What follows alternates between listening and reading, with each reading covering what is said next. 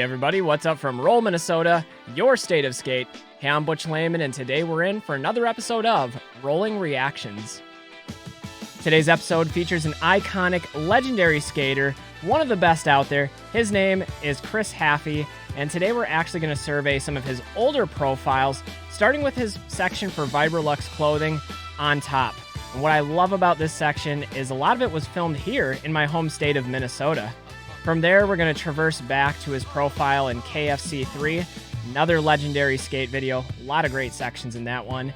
And finally, we're going to wrap it up with a video with a French title, and I think I'm pronouncing this right, but Demode. And it's an amazing video. I think that translates to like out of style or out of fashion, and that's another instant classic. So I invite you guys to join me for one of the best in the business to ever lace up a pair of inline skates. Guys, this is Chris Haffey. Let's take a look.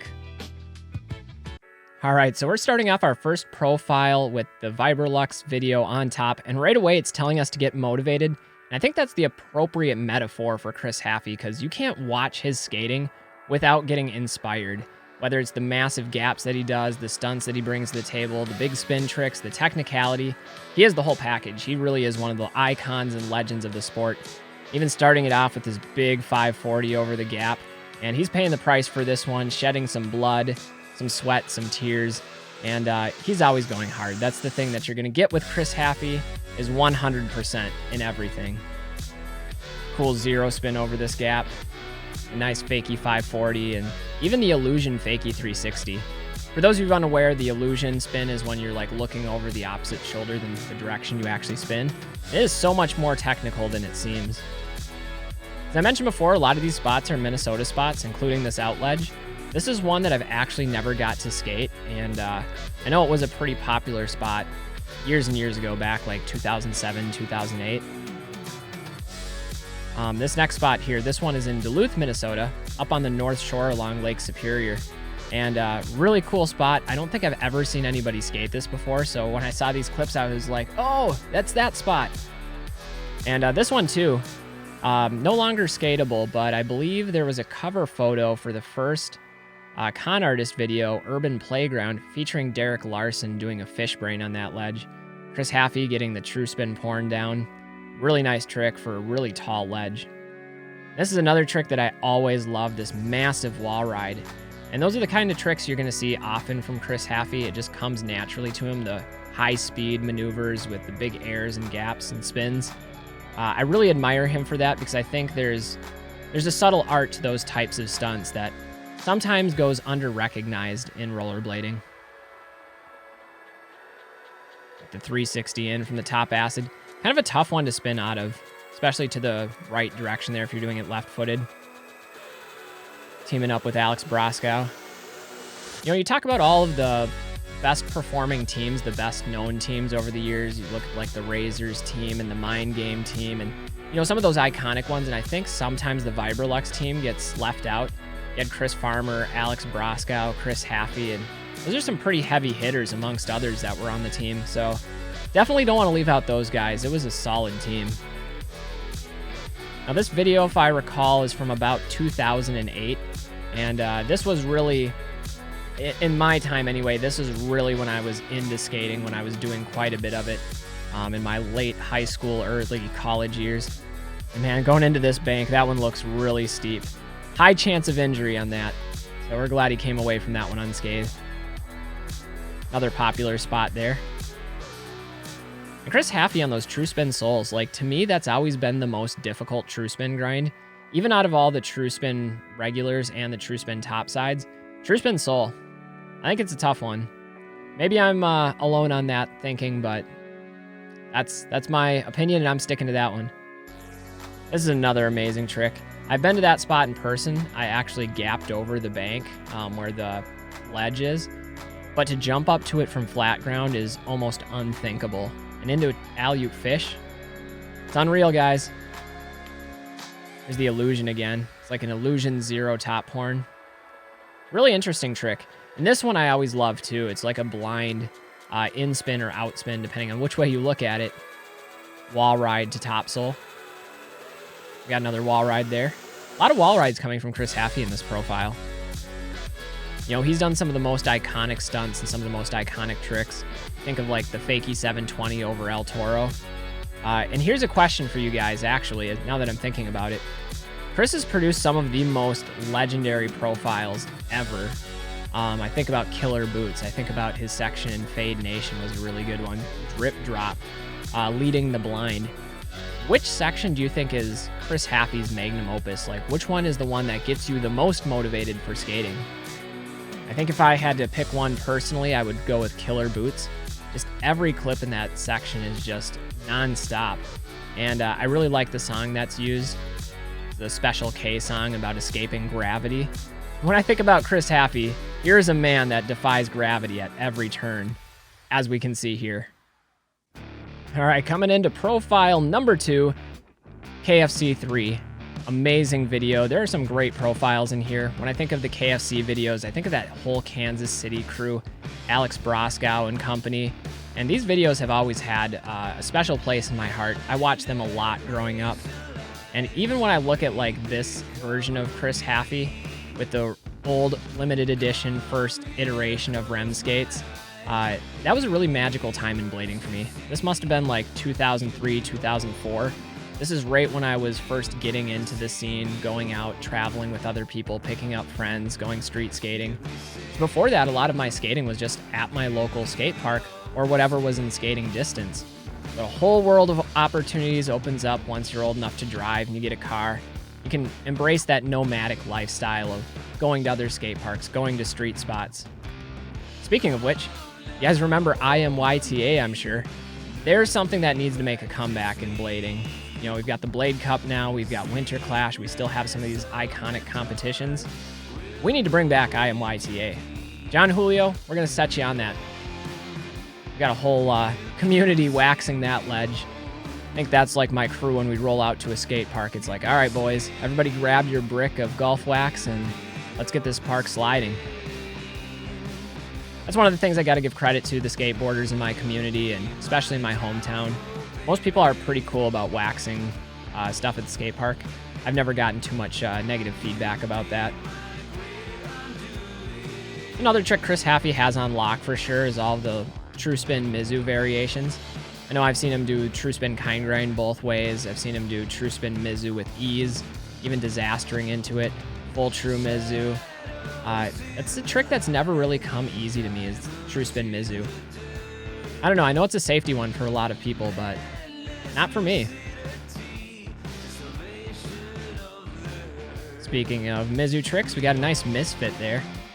Trick you don't see all that often is the misfit. And you get that H-block trick in a torque position, the other one in typical kind grind position. For sure a cool trick, though. Look at this kink rail. Got like the C outward style curve to it. I don't know about you guys, but I've always loved skating curved obstacles, ledges, rails. Adds an element of difficulty, but it just feels so satisfying to get sucked through the curve. What else we got? Big gap over to the stairs there. You know, when we think about gaps, it's like usually a gap off of an obstacle, not over something from a grind. Speaking of which, there's another gap over something. This spot just looks super dangerous to me. And I'm wondering, is that the same spot that Connor O'Brien fell really hard on in the one video? If you guys know the clip that I'm talking about, I think I recognize it, but I'm not entirely sure. Saw some more IMYTA footage there. I think that was the one, the kink rail spot that ended in a tie between Alex Broskow and Jeff Howard. Massive drop ledge.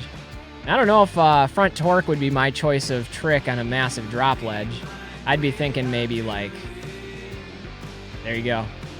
Full True Mizu, unreal. That's a big ledge. All right, our final profile, again, I'm not entirely sure I'm pronouncing this right. I've always called it Demode. I think it's French. Pretty sure if I remember this correctly. It's been a while since I've seen this one. Like I was saying earlier, if I was going down a major drop ledge, I don't think I'd want to go front torque. There's just too much, or front far, there's just too much chance of wheel bite on that trick. I'd be way more comfortable with a Royale, or maybe a Soul variation. Look at that, for so early in skating. to get that 540 kind grind and rewind 360 out. That's pretty technical, like even by today's standards. There's certainly a reason why Chris Haffey is regarded as one of the best of all time. And even to this day, I think he's still skating pretty casually, but performing with Nitro Cricus. Look at that, going 540 out of an alley-oop fish brain on a ledge. Not a sentence I'd expect to say ever, let alone when watching one of these reaction videos. But I know he's been doing shows with Nitro Cricus in the past and being a great ambassador to blading. That is one of the things that I think all professional skaters should do, is represent skating to a larger audience in any way that they're able to. And I know all of those action sports artists like Ryan Williams, Travis Pastrana, pretty much anybody that's associated with Nitro Cricus has a lot of respect for Chris Haffey. And how could you not? He represents blading really well, and he's pretty much good at everything. Like that the Bio 540 coming off that one. Looks like we're linking it up into a line here. Going to the down rail. 0 top sole. Really nice. Tough trick to do as well.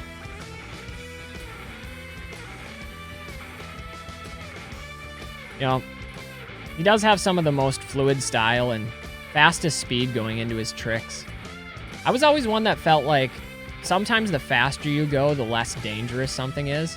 And I know that's a controversial opinion, but I've always gotten the most hurt on small obstacles and then when skating hesitantly or skating slow. So I do think that level of commitment and sometimes the speed to carry you through when you fall actually works to your advantage. I have been pretty fortunate where in all my time skating, I've only had a couple of bad injuries, and even those ones have been relatively small. Pulled ligaments in the knee, broken fingers, stuff like that, but nothing like life-altering. So, gotta have gratitude for that. Speaking of coming in fast, look at this gap that I don't think anybody would have thought of, like, hey, let's gap from one ledge to the other. That was El Toro, I think, that Chris Haffey just did the full alley-oop fish on. That is one that you don't see very often, let alone down a rail as steep and fast as El Toro. Rest in peace to that spot. That one is no longer out there available for skating. I know they did a bunch of different work on it. They put like a rumble strip in at the top and the bottom. I think they may have gated it too. Got some cool editing here at the end. And the backslide, one of my favorite tricks. Good one to make look good. Get that grab. Sometimes people hit the cross grab on it. When you do that, that's just money. Here he is, showing us that he can jump up to his chin and 720 out on top of it. And here's an iconic spot, the 666 rail. If you guys recall, there was that legendary clip from, I think it was film, where Rob G and Chris Haffey do it back to back. And Chris Haffey went back to it again here to do it a second time. And for a game show video thing, he actually went back and did it a third time. So Chris Haffey has certainly got his share of the 666 rail. Arizona ledge, making it look pretty. Massive trick there. True spin Mizu. Anyway, guys, that's going to wrap it up for this episode covering Chris Haffey. This is just a small sample of his overall body of work. He has a massive portfolio of sections, some of the best sections ever produced in the history of blading, and he really is one of the icons, one of the masters of the sport. More than that, though, Chris Haffey is an amazing ambassador for blading, demonstrating blading to the masses and just showcasing our sport in a way that I think is approachable to a wider audience. Ultimately, I have a ton of respect for that. I think that's the challenge for all of us as skaters, particularly those out there that call themselves professionals. Anyway, guys, I hope you enjoyed this episode of Chris Haffey. Chris, if you're out there, I wish you the best, man. And congrats to you and your family on all of your success. I hope you success in the future. And keep bringing us some blading because it's always a treat. It's always a pleasure, sir. Anyway, guys, take care. I'm Butch Lehman of Roll, Minnesota, reminding you to stay safe, stay healthy, and get out there and do some rollerblading. Till next time, everybody, peace.